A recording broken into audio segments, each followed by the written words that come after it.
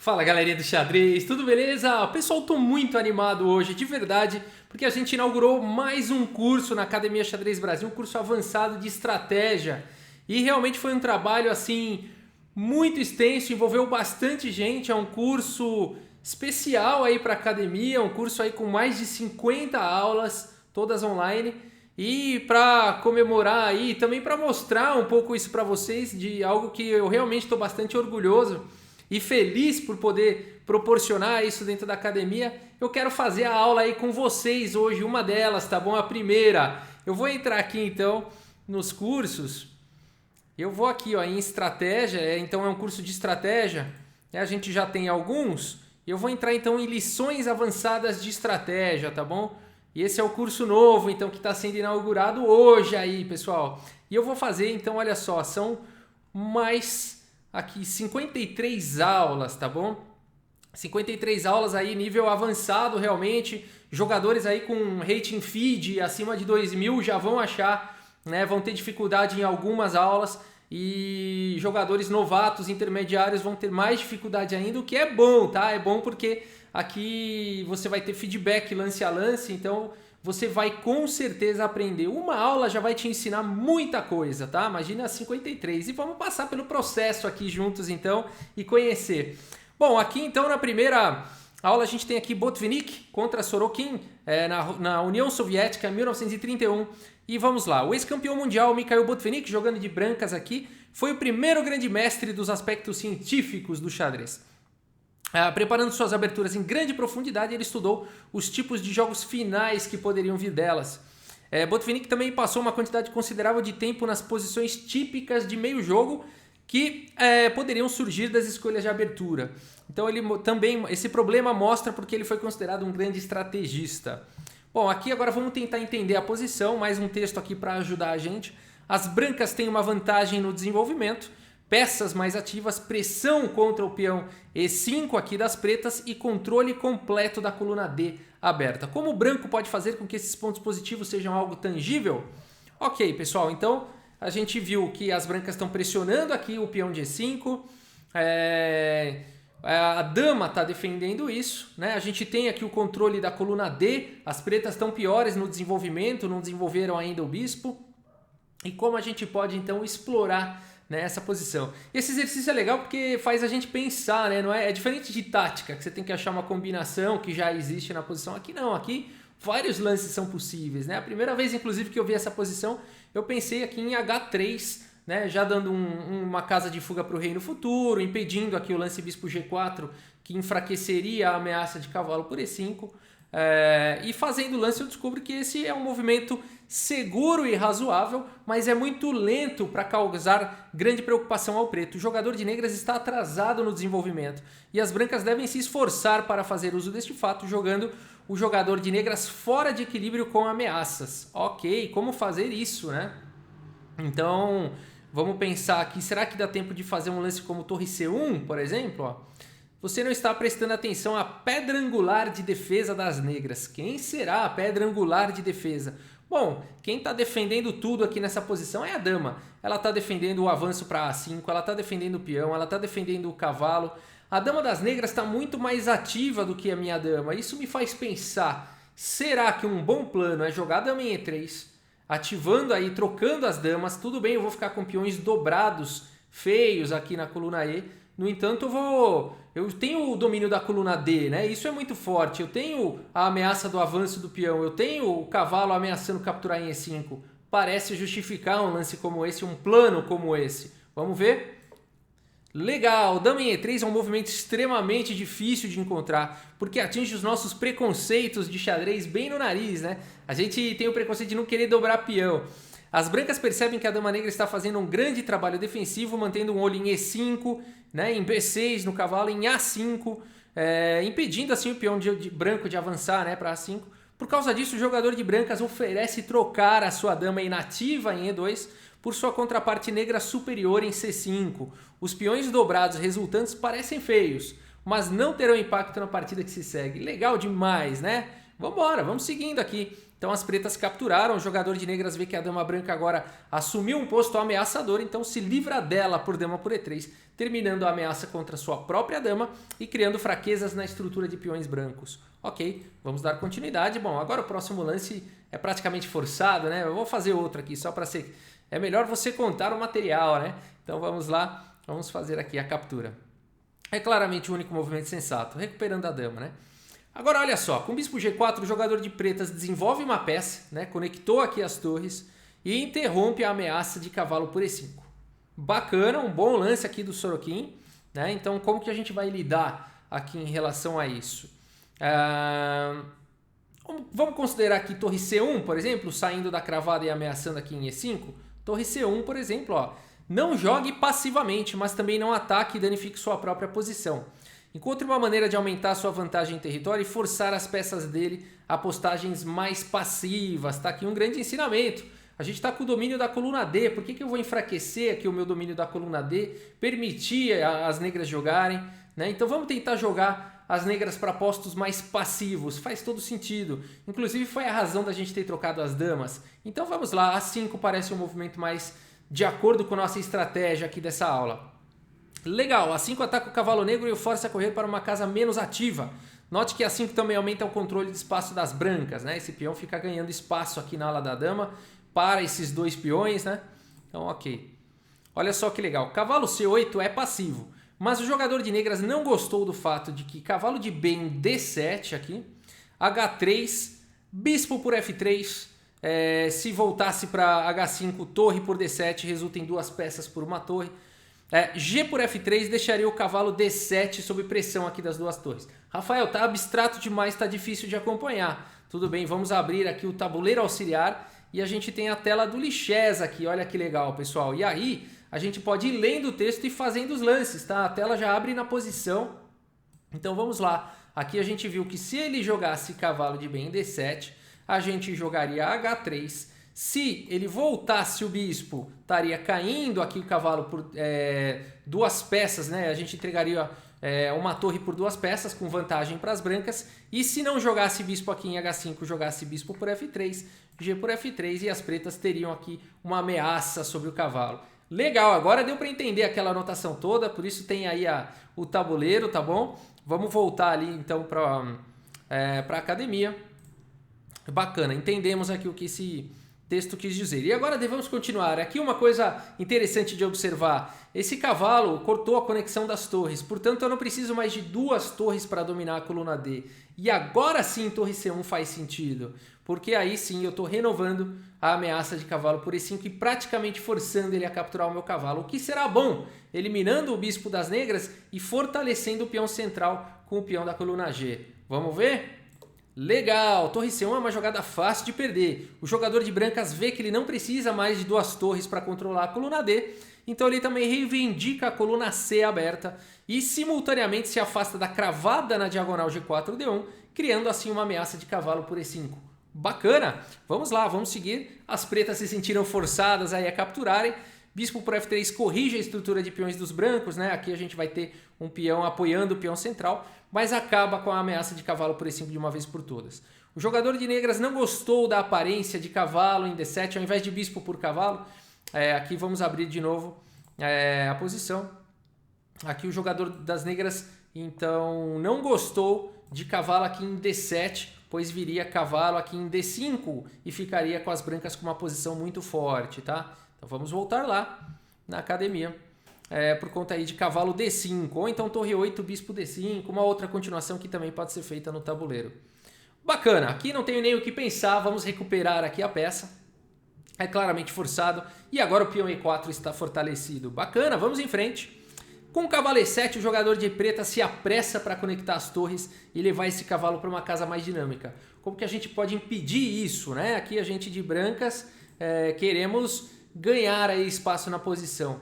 Bom, um lance bastante natural aqui, eu acredito, seja o lance cavalo D5, na tentativa até de trocar algumas peças e ganhar aqui as casas C7 e D7 para as torres, né? Então o cavalo D5 limpa o caminho da torre da coluna C.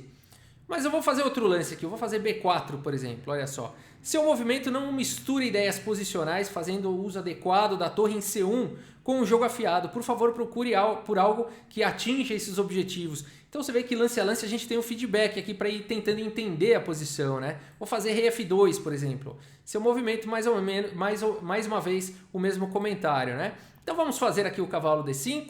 É jogado na hora certa, ao limpar a coluna C, né? As brancas se preparam para penetrar na posição negra com torre C7. Faz todo sentido. Vamos em frente. E aqui cavalo C6. O jogador de negras decide bloquear a coluna C, né? Com cavalo C6. Se cavalo de E por D5, o branco deve evitar E por D5, torre A e C8. Em vez disso, jogar bispo por D5, cavalo por D5 e torre por D5. Tá confuso? Vamos abrir lá o tabuleiro auxiliar, né? Então aqui a gente jogou cavalo D5. Se ele tivesse jogado cavalo de E por D5, não peão, dando contra-ataque para as negras, mas sim bispo toma. E se cavalo toma, não peão mais uma vez, e sim torre toma, com uma posição muito forte aqui para as brancas, né? Um final aqui muito provavelmente vencedor aqui para as brancas, tá? Então aqui com o tabuleiro fica mais fácil da gente ir acompanhando, tá? Bom, se você viu esses pontos todos ao jogar cavalo D5, dê um tapinha aí nas costas, né? Pode ficar feliz que você pegou a ideia. Legal. Agora vamos achar, né? Cavalo C6 bloqueou aí a nossa coluna C. Agora eu acredito que um lance que faça muito sentido aqui na posição seja cavalo por F6, na ideia de limpar agora a coluna D, né? E entrar com a torre na sétima horizontal. Me parece um plano aí de acordo, né? Não estamos dando tempo aqui para as negras, né? Vamos lá. Cavalo por F6 enfraquece a estrutura de peões das negras e permite que as brancas penetrem na coluna D. Legal. G por F6 é claramente forçado. E agora, se a gente parar para observar, o peão A5 aqui está pendurado, né? Está pendurado. Será que vale a pena fazer um lance passivo como torre C5, por exemplo? Ó, torre C5 defende A5, mas dá tempo ao preto para desafiar a coluna D com torre de A em D8. Ou seja, você vai dar contra-jogo aqui para as negras. Então a gente tem que evitar isso. Será que tem um plano aqui para a gente evitar esse tipo de situação? Pessoal, torre na sétima vale um peão, tá bom? Tá aí uma regra. Se você conseguir colocar uma torre na sétima e isso te custar um peão, tá valendo, tá bom? Então aqui, vamos nessa. Torre na sétima. Torre D7 é uma penetração decisiva. Seguindo a regra de que uma torre na sétima horizontal vale um peão, as brancas sacrificam seu peão A por ameaças contra os peões negros em B7 e F7. Show! Vamos em frente. Aqui as negras preferiram defender o peão de B7. Torre de A em B8 defende calmamente o peão B. Ambas as torres brancas alcançariam a sétima horizontal após cavalo por A5, torre de C em C7, quando o peão F7 cairia em seguida. Vamos ver?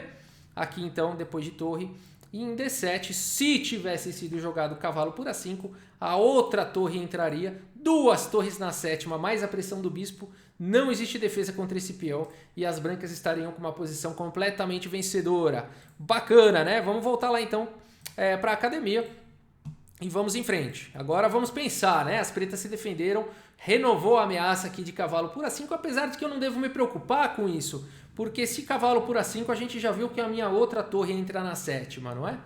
Então, que tal aqui um lance como bispo em D5? Olha que legal esse lance, bispo em D5, colocando pressão aqui no ponto de B7, e se o cavalo capturar aqui em A5, esse cavalo vai ficar fora de jogo, aí o bispo vai estar controlando essas casas importantes. Faz sentido, né? Vamos considerar outro lance aqui, rei F2, por exemplo, ó.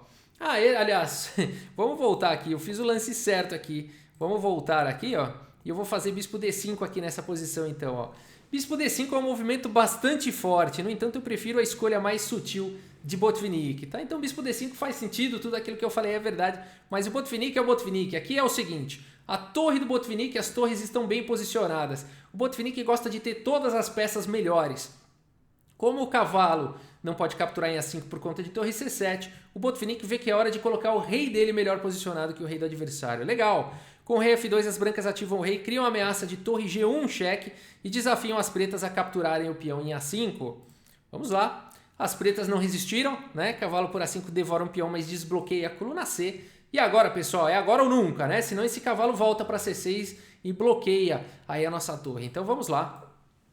Ao dobrar as torres na sétima com torre de C em C7, o jogador de brancas virtualmente força a vitória do peão preto em F7. Realmente, não tem como as pretas trazerem mais uma defesa ao peão de F7. Então aqui as pretas vão para esse lance esperto, torre de B em C8, tentando aí trocar uma das torres, amenizar a pressão, né? Essa é uma das regras quando o jogador está sendo atacado, ele tem que tentar trocar a peça. E aqui é hora de capturar esse peão, eu acho que dá para jogar bispo por F7, cheque, e depois de rei H8, bispo D5, por exemplo, controlando aqui o cavalo, acho que é uma boa estratégia. Aqui deu como lance alternativo, tá? Então transpõe para o jogo, após rei H8, bispo D5, torre C7, torre por C7. Então vamos tomar de torre aqui. Legal, torre por F7 se livra do peão F7 e prende o rei negro na primeira fileira. Boa, boa, boa, o rei está preso. Torre por C7 remove uma das fortes torres brancas e impede a ameaça de mate, né? A gente tinha a sequência de mate com torre G7, torre H7, torre G7. Então isso aqui impede.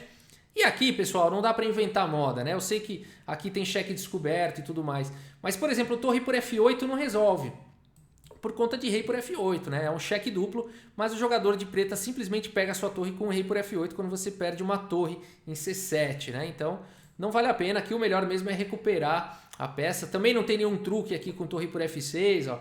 Perde o jogo simplesmente rei G7 e fica com uma torre a menos. Então não vamos inventar moda, né? Tá tão bom aqui.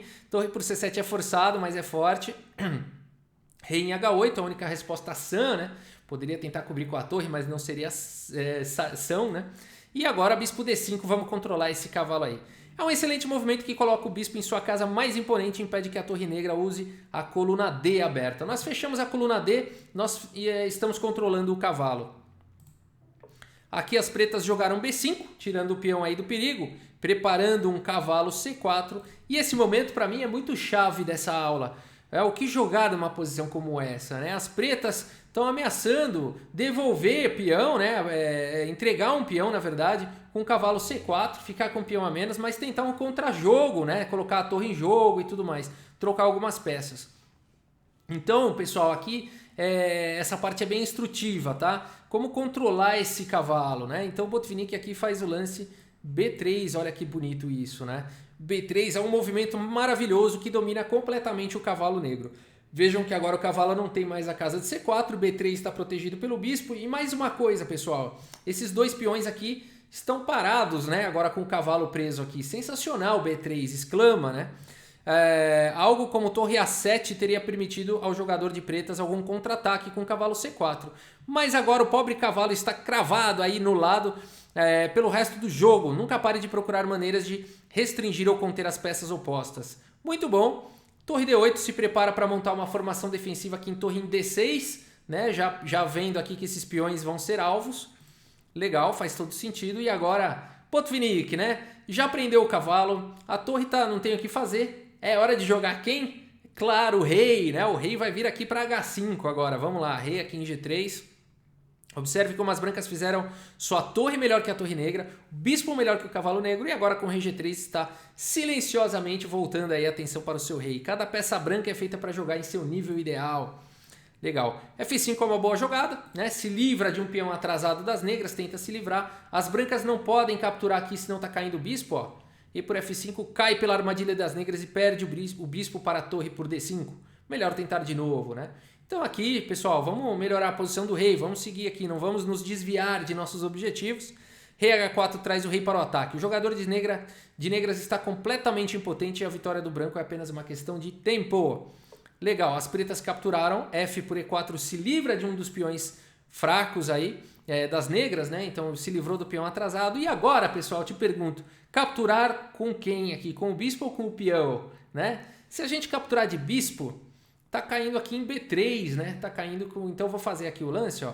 Bispo por E4 deixa o cavalo pular para a liberdade em cavalo por B3, né? Então aqui tem que ser de peão mesmo, manter os peões dobrados. Esse peão vai ser a base de defesa do bispo e toda a ala da dama tá presa aqui das negras, né? Então vamos lá, vale a pena dobrar peão nesse caso, né? É praticamente forçado. Os peões das brancas podem parecer feios, mas eles ancoram o bispo em D5. Observe também que o peão extra das negras na ala da dama é inútil, uma vez que o cavalo negro esteja preso em A5.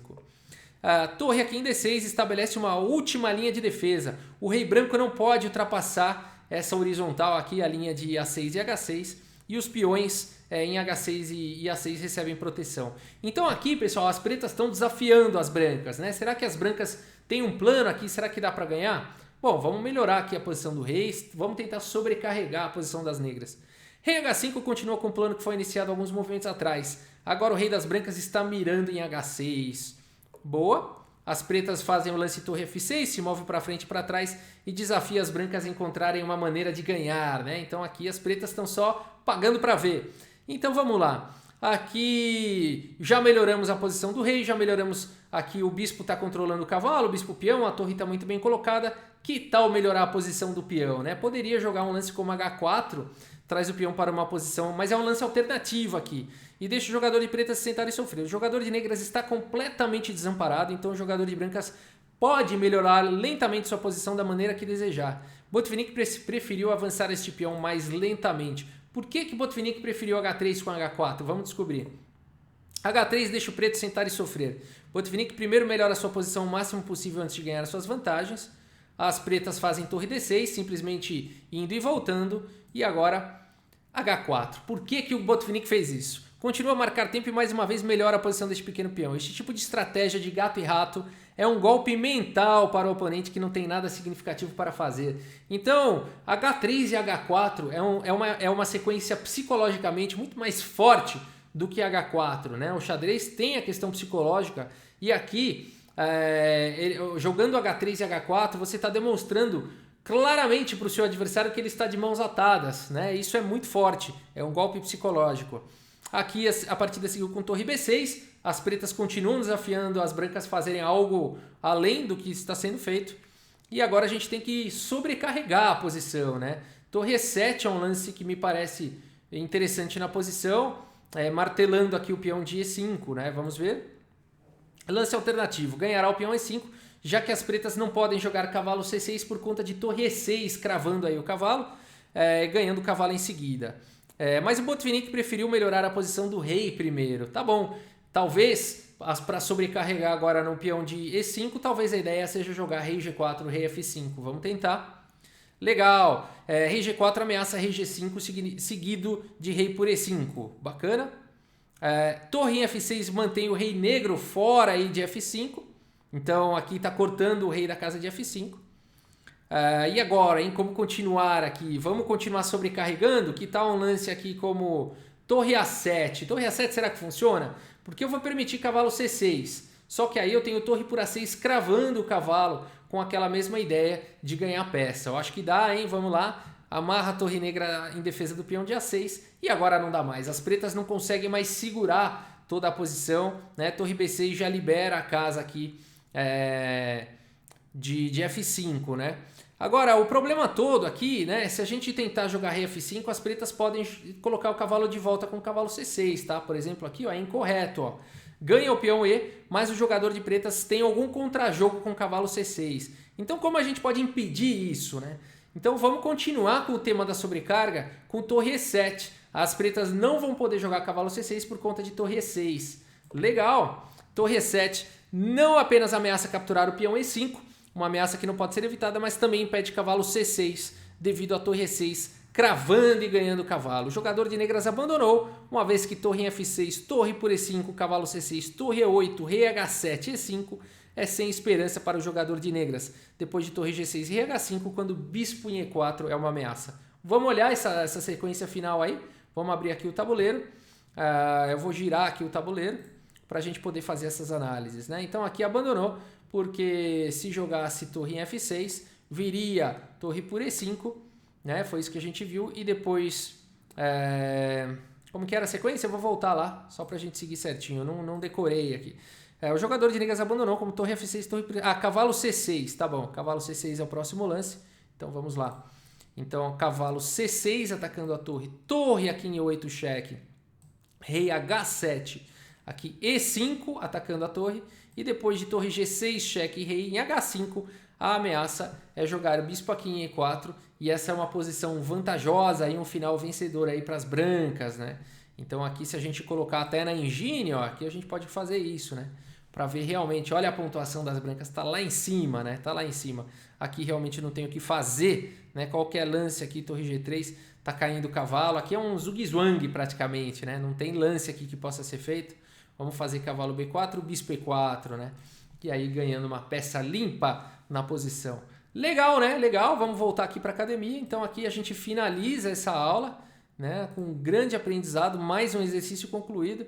A gente conclui aqui a aula, então, ela fica salva aí como aula resolvida e vai para a próxima, né? E assim por diante. Esse curso são 53 dessas aulas, tá bom, pessoal? Sugiro quem for fazer essas aulas fazer com qualidade, vai fazendo abrindo o tabuleiro do Lichess ou põe um tabuleiro ali do seu lado, tá? Não precisa fazer muitas aulas de uma vez também, é muito conteúdo, né? Agora, cada aula dessa vai reforçando planos típicos, estratégias típicas, né? O que os grandes jogadores pensavam, como funcionava o método de pensamento deles, a formação das estratégias e tudo mais. Esse curso estou muito feliz, né? Muito orgulhoso, por isso que eu queria compartilhar aí com vocês um curso realmente de alto nível aí para complementar os outros cursos também da Academia Xadrez Brasil. Agora então, lições avançadas de estratégia 1, novidade aí na Academia Xadrez Brasil. Tá bom, pessoal? É isso, espero que vocês gostem. Muito obrigado pela sua audiência, um grande abraço aí para todos vocês e até a próxima. Valeu!